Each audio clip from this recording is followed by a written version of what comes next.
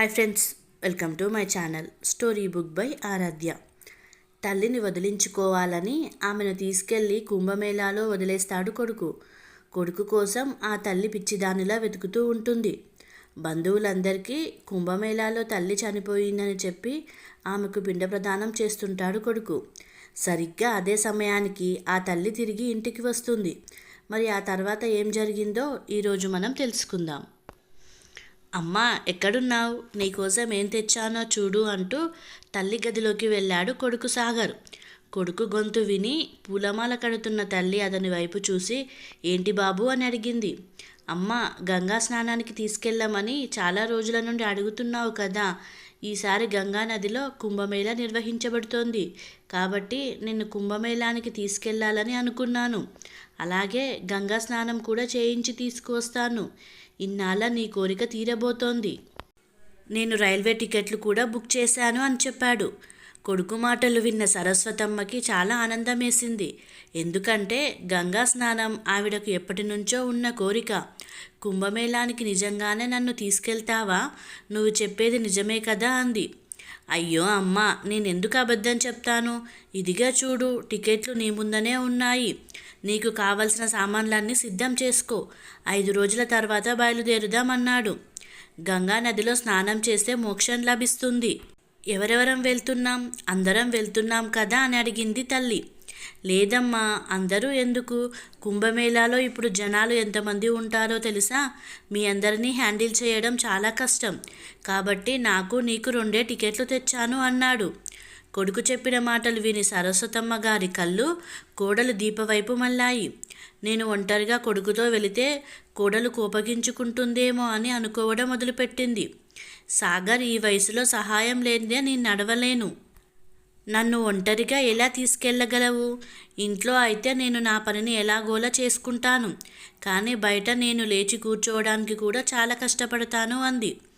అంతలో కోడలు దీప, అత్తయ్య, మీ కొడుకే మిమ్మల్ని తీసుకెళ్తున్నారు కదా, వారే మిమ్మల్ని జాగ్రత్తగా చూసుకుంటారు.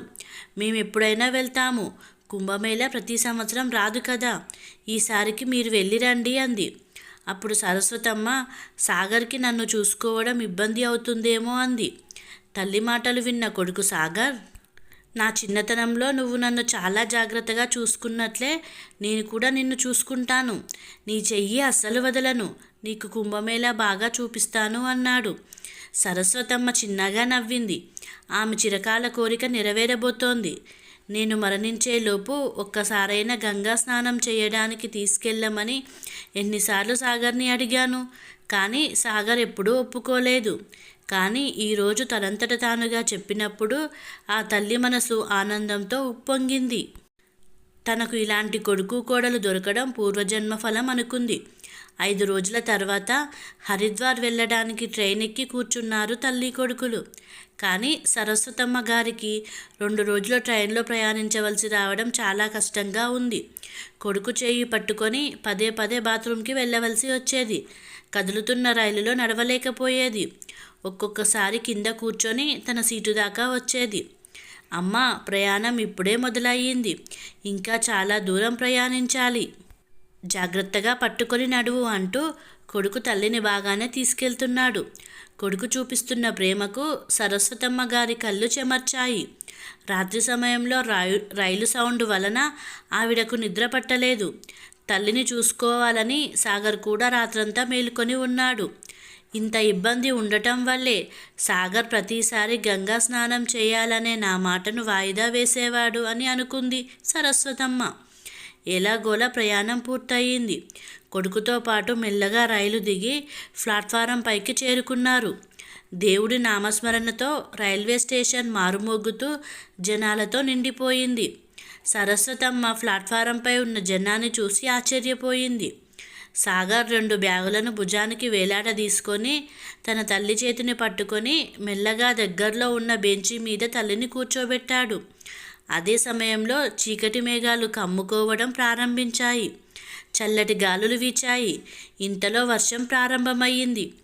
అమ్మ, స్టేషన్లో కాసేపు కూర్చొని వాతావరణం అనుకూలించాక బయటకు వెళదామన్నాడు సాగర్. కాసేపటికి సాగర్ లేచి ఎక్కడికో వెళ్ళి వేడివేడి సమోసాలు ఇంకా టీ తెచ్చాడు. తల్లి కొడుకులు అక్కడే కూర్చొని ప్రశాంతంగా టీ తాగారు. సమోసాలు కూడా తిన్నాక సరస్వతమ్మకి నిద్ర రావటంతో బెంచీ మీదనే కాసేపు కళ్ళు మూసుకొని పడుకుంది. సుమారు గంట తర్వాత వర్షం ఆగి సూర్యుడు బయటకి వచ్చేసరికి వర్షం కారణంగా రైల్వే స్టేషన్లో గుమిగూడిన జనం మెల్లగా కదిలారు. తల్లి కొడుకులు ఇద్దరూ ఆటో రిక్షా తీసుకొని కుంభమేళా వద్దకు చేరుకున్నారు. రిక్షా డ్రైవర్ వారిని జాతర ప్రారంభంలో దింపాడు. దాదాపు 1.5 కిలోమీటర్ నడిచి గంగాఘాట్కి చేరాక ఒక దగ్గర టెంటులో చోటు దొరికింది. సాగర్ అక్కడే ఒక షీట్ పరిచి సామాను ఉంచి తల్లి చెయ్యి పట్టుకొని గంగా స్నానానికి తీసుకెళ్లాడు. సరస్వతమ్మ గారు తన జీవితంలో ఇంత జనాన్ని ఎప్పుడూ చూసి ఉండలేదు.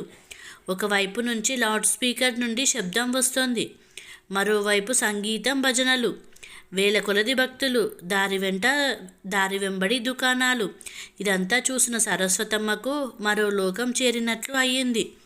కొడుకు చేయి గట్టిగా పట్టుకుంది తల్లి. జనం గుంపులు గుంపులుగా ఉన్నారు. సాగర్ తల్లి చెయ్యి పట్టుకొని గంగా స్నానం చేయించాడు. తర్వాత తను కూడా స్నానం చేశాడు. ఇద్దరూ గంగలో పూలు ప్రసాదం సమర్పించారు. సరస్వతమ్మ తన చిరకాల కోరిక ఇప్పటికి నెరవేరిందని ఆనందంతో కన్నీళ్లు పెట్టుకుంది. అమ్మా గంగామాత, నా కొడుకు వల్ల నేను ఈరోజు నిన్ను చూడగలిగాను. ప్రతి తల్లికి నాలాంటి కొడుకు పుట్టాలి అని చేతులు జోడించి ప్రార్థించింది. సరస్వతమ్మ గారు కొంత గంగాజలం బాటిల్లో నింపుకొని గంగమ్మ తల్లికి నమస్కారం చేస్తూ, తల్లి, నేను మళ్ళీ నీ దర్శనానికి రాగలనో లేదో అనుకుంటూ గట్టు చేరుకుంది. సాగర్ తల్లిని కుంభమేళా అంతా తిప్పాడు. ఇద్దరూ కలిసి భోజనం చేశారు. ఇక చాలు బాబు, నేను అలసిపోయాను, ఇక నేను నడవలేను అని తల్లి అంటే ఆమెను టెంటులోకి తీసుకొచ్చాడు. అమ్మా, ఇప్పుడు నువ్వు ఇక్కడే విశ్రాంతి తీసుకో, నేను కాసేపు మేళా అంతా తిరిగి వస్తాను అంటూ సాగర్ తన జేబులోంచి కొంత డబ్బు తీసి తల్లికి ఇచ్చాడు. అయ్యో బాబు, ఈ డబ్బులు నేనేం చేసుకుంటాను? నువ్వు ఉన్నావు కదా, నా దగ్గర వద్దు, నువ్వే ఉంచుకో. నేను ఒక 500 రూపాయల నోటును కొంగులో కట్టి తెచ్చాను అంటూ సరస్వతమ్మ గారు సాగర్కు డబ్బు తిరిగి ఇవ్వబోయింది. అప్పుడు సాగర్, అయ్యో అమ్మ, ఇది ఉంచుకో, ఎప్పుడు ఏ అవసరం వస్తుందో, ఏదైనా కొనాలనిపిస్తే ఉపయోగపడుతుంది కదా, అందుకే ఈ డబ్బు ఉంచుకో అన్నాడు. కొడుకు మాట కాదనలేక సరస్వతమ్మ గారు డబ్బులు తీసుకున్నారు. అమ్మ, ఇలాంటి జాతరలో దొంగలు మోసగాళ్ళు తిరుగుతూ ప్రజలను మోసం చేసి వారికి తెలియకుండా బ్యాగులు దొంగతనం చేస్తారు. అందుకే నేను నా బ్యాగ్ నా చేతిలో తీసుకొని వెళ్తాను. నువ్వు నీ బ్యాగ్ తల కింద పెట్టుకొని కాసేపు పడుకో, నేను మేళా అంతా తిరిగి వస్తాను అని సాగర్ తన బ్యాగ్ తీసుకొని వెళ్ళిపోయాడు. సరస్వతమ్మ గారు తన బ్యాగును తల కింద పెట్టుకొని షీట్ మీద పడుకుంది. ఈరోజు చాలా తృప్తిగా ఉంది. కొడుకు కూడా తనని బాగా చూసుకున్నాడు. ఇవే ఆలోచనతో సరస్వతమ్మ గారు నిద్రపోయారు. కానీ కళ్ళు తెరిచి చూసేసరికి సూర్యుడు అస్తమిస్తున్నాడు. అటు ఇటు చూసింది సరస్వతమ్మ. సాగర్ ఇంకా తిరిగి రాలేదు. నుదుటి మీద ఆందోళన రేఖలు స్పష్టంగా కనిపిస్తున్నాయి. తెలియని లోకం, తెలియని మనుషులు. నా కొడుకు సాగర్ గురించి ఎవరిని అడగాలి అనుకుంటూ తన వస్తువులు వెతుక్కున్నది. అన్నీ భద్రంగానే ఉన్నాయి. తన చీరపల్లిలో కట్టిన డబ్బు కూడా భద్రంగా ఉంది. ఆమె టెంటు నుండి బయటకు వెళ్ళి తన కొడుకు కోసం వెతకడం ప్రారంభించింది. అప్పుడే ఎదురుగా కనిపించిన దృశ్యం చూసి భయపడిపోయింది. జనాలు గుంపులు గుంపులుగా వేగంగా పరిగెత్తుతున్నారు. ఏమి జరిగిందో తెలుసుకునే లోపే పెద్దగా కేకలు వినిపించాయి. మేళాలో ఒక ఏనుగు బీభత్సం సృష్టించిందని తెలిసింది. దానివల్ల చుట్టూ తొక్కిసలాట జరిగి మరికొంతమంది చనిపోయారని విన్న సరస్వతి గారు ఒక్కసారిగా ఉలిక్కిపడింది. కొడుకు సాగర్ ఈ గుంపులో లేడు కదా అనుకుంటూ సరస్వతమ్మ గారు ఒక ప్రయాణికుడు వద్దకు వెళ్ళి, బాబు, ఈ సంఘటన ఏ సమయంలో చోటు చేసుకుంది, ఎలా జరిగింది అని అడిగింది. అప్పుడు అతను, అమ్మ, ఋషులు ఏనుగులపై కూర్చొని స్నానం చేయడానికి వెళ్తున్నప్పుడు అందులో ఒక ఏనుగు వల్ల ఈ ఘటన జరిగింది. దాదాపు సమయం 4 గంటలు. గాయపడిన వారందరినీ ఆసుపత్రికి తరలిస్తున్నారు. చనిపోయిన వారిని ప్రభుత్వ ఆసుపత్రికి తరలిస్తున్నారు. మీలో కూడా ఎవరైనా తప్పిపోయారా అని అడిగాడు. ఆ వ్యక్తి మాటలు వింటూ సరస్వతమ్మ గారి కళ్ళల్లో నీళ్లు తిరిగాయి. ఆవిడ ఏడుస్తూ, ఏమని చెప్పను బాబు, నా కొడుకు కూడా జాతర చూసి వస్తానని 1 గంటకు బయలుదేరాడు, కానీ ఇంకా తిరిగి రాలేదు అంది. అమ్మ, అతని ఫోటో ఏదైనా ఉందా మీ దగ్గర అన్నాడు అతను. అయ్యో, నా దగ్గర ఫోటో లేదు, ఇప్పుడు నేనేం చేయాలి అంటూ సరస్వతమ్మ గారు ఏడుస్తూ చెప్పింది. అమ్మ, మీరు ఏడవకండి, అక్కడ పోలీస్ స్టేషన్ ఉంది, ముందు మీరు అక్కడికి వెళ్ళండి, అక్కడ ఏదైనా సమాచారం తెలియవచ్చు అన్నాడు అతను. ఆ వ్యక్తి ఇచ్చిన సలహా మేరకు సరస్వతమ్మ గారు బ్యాగు తీసుకొని ఎలాగో పోలీస్ స్టేషన్ చేరుకొని నా కొడుకు ఎక్కడా కనిపించడం లేదని అడగడం మొదలుపెట్టింది. పోలీస్ స్టేషన్ అంతటా జరిగిన ఘటన వలన గందరగోళంగా ఉంది. అందులో ఒక దయగల పోలీసు ఆమె వద్దకు వచ్చి, అమ్మ ధైర్యంగా ఉండండి, నాతో పాటు రండి అని ఆ పోలీసు సరస్వతమ్మను చనిపోయిన వారిని సేకరించిన ప్రదేశానికి తీసుకెళ్లాడు. కానీ సరస్వతమ్మ గారు తన కొడుకు అక్కడ లేకపోవడం చూసి సంతోషించింది. గాయాలైన వారిని ఉంచిన ఆసుపత్రికి తీసుకెళ్లాడు. అక్కడ కూడా సాగర్ కనపడలేదు. అప్పుడే సరస్వతమ్మ గారు ఆలోచించారు, సాగర్ టెంటు వద్ద నన్ను వదిలిన చోట నన్ను వెతుకుతున్నాడేమో అని, నేను కనబడలేదని కంగారు పడుతున్నాడేమో అని పోలీస్ స్టేషన్లో ఇలా చెప్పింది. నా కొడుకు నా గురించి టెంటు వద్ద వెతుకుతున్నాడేమో, నేను వెళ్ళి చూస్తాను, నా గురించి పోలీస్ స్టేషన్లో ఎవరైనా వచ్చి అడిగితే నేను వచ్చేదాకా ఇక్కడే ఉండమనండి అని టెంటు వద్దకు వెళ్ళి చుట్టుపక్కల చూసింది. అక్కడ కొడుకు కనబడలేదు. అప్పటికే అర్ధరాత్రి అయ్యింది. పాప మా తల్లి ఒకసారి టెంట్ దగ్గరికి వెళ్ళేది, ఒకసారి పోలీస్ స్టేషన్కి వెళ్ళి అడిగేది, అయినా కొడుకు ఆచూకీ లేదు. అప్పటికి రాత్రి 1 గంట అయ్యింది. పోలీసులు, అమ్మ మీరు వెళ్ళి విశ్రాంతి తీసుకోండి, మీ కొడుకు మీ గురించి అడగడానికి వస్తే నీ దగ్గరికి పంపిస్తామన్నారు. కొడుకుని పోగొట్టుకోవడంతో కుంగిపోయిన సరస్వతమ్మ గారు అప్పుడప్పుడు ఇక్కడ, కొన్నిసార్లు అక్కడ ఆశగా చూసేది. ఆ తర్వాత కాసేపు పడుకుంది, కానీ ఆమెకు నిద్ర పట్టలేదు.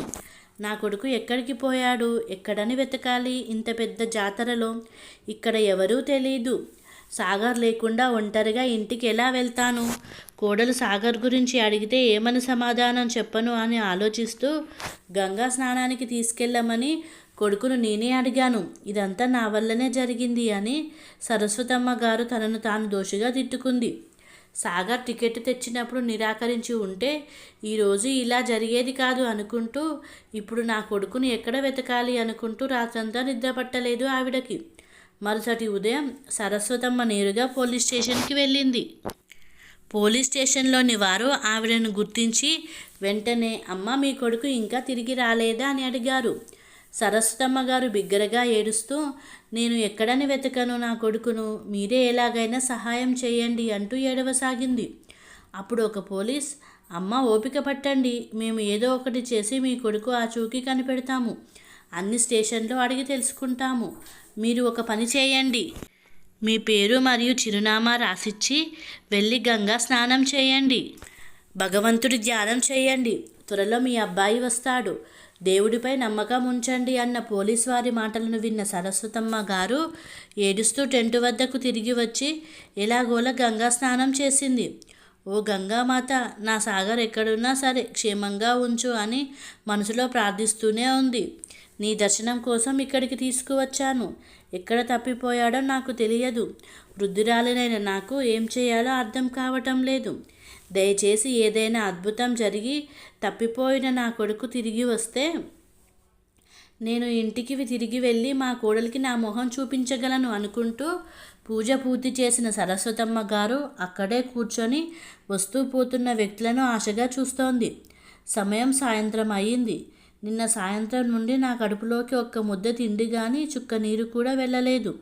నేను అనారోగ్యం పాలైతే నా కొడుకును ఎలా వెతకగలను, అతన్ని వెతకాలంటే నేను ఆరోగ్యంగా ఉండాలని ఆలోచిస్తూ పక్కనే ఉన్న హోటల్కి వెళ్ళి 2 చపాతీలు తిని నీళ్లు తాగేసరికి కాస్త ప్రశాంతత వచ్చింది.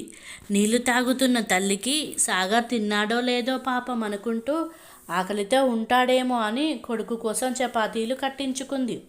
కొడుకు కోసం వెతుకుతూ సరస్వతమ్మ తన టెంటు వద్దకు చేరుకుంది. మళ్ళీ పోలీస్ స్టేషన్కి వెళ్ళింది, కానీ మళ్ళీ అదే నిరాశ కలిగింది. చూస్తూనే రోజులు గడిచిపోయాయి. ఇప్పుడు కుంభమేళా కూడా ఖాళీ అవుతుంది, కానీ సాగర్ తిరిగి రాలేదు. పోలీసులు ఆ తల్లికి ఒక సలహా ఇచ్చారు. నీ కొడుకు తిరిగి వస్తే కబురు చేస్తాం, మీరు మీ ఇంటికి వెళ్ళండి అని. ఇది విన్న సరస్వతమ్మ గారి కళ్ళలో నీళ్లు తిరిగాయి. నేను ఒక్కదాన్నే అంత దూరం ఎలా వెళ్ళాలి అని అడిగింది. నేను ఒంటరిగా ఎప్పుడూ ప్రయాణం చేయలేదు అని. సరే అమ్మా, మీ ఇంటికి ఫోన్ చేసి విషయం చెప్పండి, ఇంటి నుండి ఎవరో ఒకరు వచ్చి తీసుకెళ్తారు అన్నారు. కానీ బాబు, నన్ను తీసుకెళ్ళడానికి ఇంటి నుండి ఎవరు వస్తారు? కోడలు ఇంట్లో ఒంటరిగా ఉంది, ఆమె ఒంటరిగా ఎలా వస్తుంది అని అంటుంది. మీ కోడలు బంధువులలో ఎవరినైనా పంపుతుంది, లేదా మీకు ఎవరి నెంబర్ అయినా గుర్తుంటే చెప్పవచ్చు అన్నారు పోలీసులు. ఆమె ఎంతో ప్రయత్నించింది, కానీ ఒక్క నెంబర్ కూడా గుర్తుకు రాలేదు. వృద్ధాప్యంలో జ్ఞాపక శక్తి కూడా బలహీనపడుతుంది కదా. సరస్వతి గారికి కూడా అదే జరిగింది. ఆమెకు ఏ సంఖ్య గుర్తుకు రాలేదు. ఆవిడ నిస్సహాయతకు ఆవిడ కళ్ళు కన్నీటితో నిండిపోయాయి. అదే సమయంలో ఒక ప్రయాణికుడు పోలీస్ స్టేషన్ లోపలికి వచ్చాడు. అటుగా వెళ్తుండగా అక్కడ కూర్చొని ఉన్న సరస్వతమ్మ వైపు అతని దృష్టి పడింది. ఆ వృద్ధురాలు ఏడుపుకు కారణమేంటని పోలీసులను అడిగాడు. అంతా విన్న ప్రయాణికుడు, మీరు ఆ అమ్మను నాతో పాటు పంపండి, మాది కూడా వాళ్ళ పక్క ఊరే. నేను సాయంత్రం ఆ ఊరికి బయలుదేరుతాను. కావాలంటే ఆ అమ్మను నేను నాతో తీసుకెళ్తాను. నేను ఆమెను తన గ్రామానికి వెళ్ళే బస్సులో కూర్చోబెడతాను. ఆమె తన గ్రామానికి హాయిగా చేరుకుంటుందని పోలీసులకు చెప్పాడు. ఆ వ్యక్తి చిరునామా, పేరు, ఫోన్ నెంబర్ అన్నీ తీసుకొని సరస్వతమ్మ గారిని అతనితో పంపడానికి ఏర్పాట్లు చేశారు పోలీసులు. సరస్వతమ్మ గారు అతనితో వెళ్తోంది, కానీ ఆవిడ మనసులో ఏదో మూలన ఈ వ్యక్తి మోసగాడు అయి ఉంటాడేమో అనే భయం ఉంది. కానీ అతడిని నమ్మడం తప్ప మరో మార్గం లేదు ఆవిడకు. ఆ వ్యక్తి సరస్వతమ్మ గారి ఆందోళన గమనించాడు. అమ్మ, మీరు నాకు అమ్మలాంటి వారు, చింతించకండి. నేను మీ గ్రామానికి సమీపంలో ఉన్న గ్రామంలో నివసిస్తున్నాను. నన్ను నమ్మండి. మీరు కావాలంటే నేను మిమ్మల్ని మీ ఇంటి వద్ద దిగబెడతాను అన్నాడు. అప్పుడు సరస్వతి గారు, అలాంటిది లేదు, నన్ను మీతో తీసుకువచ్చారు, అదే మీరు చేసిన పెద్ద ఉపకారం అంది. రైలు దిగిన తర్వాత నన్ను బస్సులో ఎక్కించినట్లయితే నేను మా గ్రామానికి చేరుకుంటాను. నేను వెళ్ళగలను. నేను ఆందోళన చెందుతున్నది నా కొడుకు ఎక్కడ ఉన్నాడో, ఏ స్థితిలో ఉన్నాడో అని అంది. 2 రోజుల తర్వాత రైలు నుండి దిగిన తర్వాత సరస్వతమ్మ గారిని ఊరికి వెళ్ళే బస్సు ఎక్కించాడు అతను. బస్సు నుండి దిగగానే ఆమె తన ఇంటివైపు నడవడం ప్రారంభించింది. కొడుకు తనతో లేకపోవడంతో బరువెక్కిన గుండెతో ఇంటివైపు అడుగులు వేస్తూ ఉంది. కోడలికి ఏమని సమాధానం చెప్పాలో ఆవిడకు అర్థం కావడం లేదు. ఈ అయోమయంలో ఆమె ఇంటికి కాస్త దగ్గరగా చేరుకుంది. ఇంటి బయట తెల్లటి వస్త్రంతో టెంటు వేసి ఉండటం చూసి ఆమె ఆశ్చర్యపోయింది. పొరపాటున వేరే ఇంటికి వచ్చాను అనుకుంది. ఇంకా దగ్గరికి వెళ్ళేసరికి బయటి ఆవరణలో ఆడుకుంటున్న మనవరాలు వాళ్ళ నాయనమ్మను చూశారు. వాళ్ళు మొదట ఆశ్చర్యపోయారు, కానీ సంతోషంతో కేకలు వేశారు. అమ్మ చూడు, నాన్న చూడు, నానమ్మ తిరిగి వచ్చింది, నానమ్మ బతికే ఉంది అని. పిల్లలు చెప్పిన మాటలకు సరస్వతమ్మ నిశ్చేష్టురాలు అయ్యింది. ఆవిడకు ఏం జరుగుతుందో అర్థం కాలేదు. పిల్లల అరుపులు విని అందరూ బయటకు వచ్చారు. గ్రామం మొత్తం సందడి నెలకొంది. అమ్మ తిరిగి వచ్చింది, అమ్మ వచ్చింది అంటూ అందరూ సరస్వతమ్మను చుట్టుముట్టారు. సాగర్ కూడా పరుగున వచ్చి, అమ్మ ఎక్కడికి వెళ్ళిపోయావు అంటూ తల్లిని కౌగిలించుకున్నాడు. అదే సమయంలో కోడలు దీప పరుగున వచ్చి అత్తగారిని కౌగిలించుకుంది. అత్తయ్య, 13 రోజులైంది మీరు ఇంటి నుండి బయలుదేరి. మీ గురించి చాలా వెతికాము. ఇన్ని రోజులు మీరు ఎక్కడికి వెళ్ళిపోయారు, ఏమైపోయారు అత్తయ్య అంటూ తను కూడా ఏడ్చింది. సాగర్, నిజం చెప్పు, నా గురించి వెతకనే లేదు కదా నువ్వు. కానీ నేనేమో పిచ్చిదానిలా గట్ల మీద నీకోసం వెతికాను, పోలీస్ స్టేషన్ చుట్టూ తిరిగాను అంది. అప్పుడు సాగర్, అలా కాదమ్మా, నేను నీకోసం చాలా వెతికాను. నేను నీ పేరును మైకులో ప్రకటించాను, కానీ నిన్ను ఎక్కడా కనుగొనలేకపోయాను అన్నాడు. అప్పుడు సరస్వతమ్మ గారు, నువ్వు బాగున్నందుకు నేను దేవునికి చాలా కృతజ్ఞతలు తెలుపుతున్నాను. నిన్ను చూసిన తర్వాతే నా ప్రాణాలు తిరిగి వచ్చినట్లు అయ్యింది అంది. అదే క్షణం కొడుకు మరియు కోడలు ఇద్దరూ ఒకరి కళ్ళలోకి ఒకరు చూసుకున్నారు.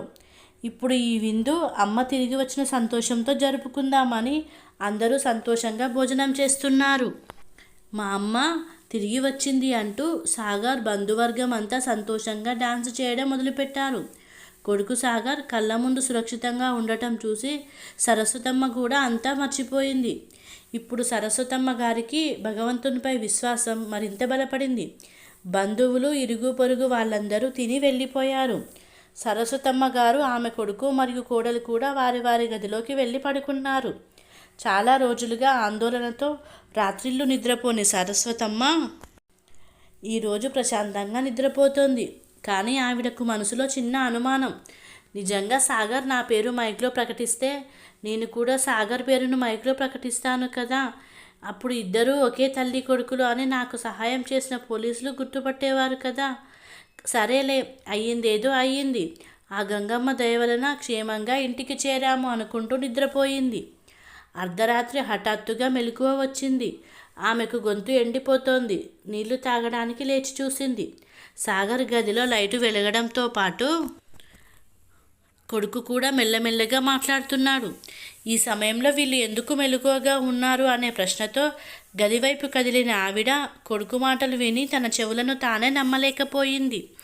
దీప సాగర్తో ఇలా అంటోంది, మీ అమ్మను చాలా దూర ప్రదేశంలో వదిలి వస్తాను, శాశ్వతంగా అమ్మ నుంచి నీకు విముక్తి కల్పిస్తాను అన్నారు. మరి మీ అమ్మగారు ఇంత తొందరగా ఎలా తిరిగి వచ్చింది అని. నిజంగా అమ్మను కుంభమేళాలో వదిలి వచ్చాను. నేను అస్సలు ఊహించలేదు అమ్మ అంత దూరం ప్రయాణం చేసి తిరిగి వస్తుందని. కానీ దీప, అంతా మన మంచికే జరిగింది. అప్పటి నుంచి మనసంతా భారంగా మహాపాపం చేశాననే ఆలోచనతోనే గడిపాను. అమ్మ ఆకలితో దప్పికతో ఎక్కడెక్కడ తిరుగుతుందో అనుకున్నాను. నన్ను నమ్మిన అమ్మ నాతో వచ్చింది. కానీ నేను అమ్మకు నమ్మక ద్రోహం చేశాను అనే అపరాధ భావం నన్ను లోపల తినేస్తోంది. అమ్మ మరణానికి కారణం నేనే అయ్యేవాడిని. భగవంతుడికి కోటి కోటి వందనాలు. ఆ పాపభీతి నుండి బయటపడ్డాను అన్నాడు. ఇదంతా విన్న సరస్వతమ్మకు కాళ్ళ కింద భూమి కంపించినట్లయి కుంభమేళాలో జరిగిన దృశ్యం అంతా కళ్ళ ముందు కనబడింది. నన్ను నిజంగా లోకం తెలియని వ్యక్తుల మధ్య వదిలి ఇక్కడికి వచ్చేశాడు నా కొడుకు. నన్ను వదిలించుకోవాలని వీళ్ళు ఎంచుకున్న మార్గం మీద ఈ ముసలిది ఒక్కతే ఇంత దూరం రాలేదు. అక్కడే బ్రతుకున్నంత కాలం బ్రతికి చచ్చిపోతుంది అనుకున్నాడా నా కొడుకు. భగవంతుడా, దాదాపు కుంభమేళ అంతటా సాగర్ పేరును ప్రకటించాను. కానీ నా పేరు అసలు ఎక్కడా వినబడలేదు. అంతా అబద్ధం చెప్పాడు సాగర్. కేవలం నా నుండి విముక్తి పొందడానికి నన్ను హరిద్వార్ తీసుకువెళ్ళాడా. నేను కన్న నా కొడుకుకి ఇంత భారమయ్యాను అని ఇదంతా ఆలోచిస్తున్న సరస్వతమ్మ గారి కళ్ళ ముందు చీకట్లు కమ్ముకున్నాయి. తనను తాను సముదాయించుకునే లోపే దడేలుమంటూ కింద పడింది. ఒక వృద్ధురాలికి నీచ మనసు గల తన వాళ్ళ నుండి నిజమైన మోక్షం దొరికింది. కథ సమాప్తం. మీకు కనుక ఈ కథ నచ్చినట్లయితే ఈ ఛానల్ని సబ్స్క్రైబ్ చేసుకోగలరు. Please subscribe.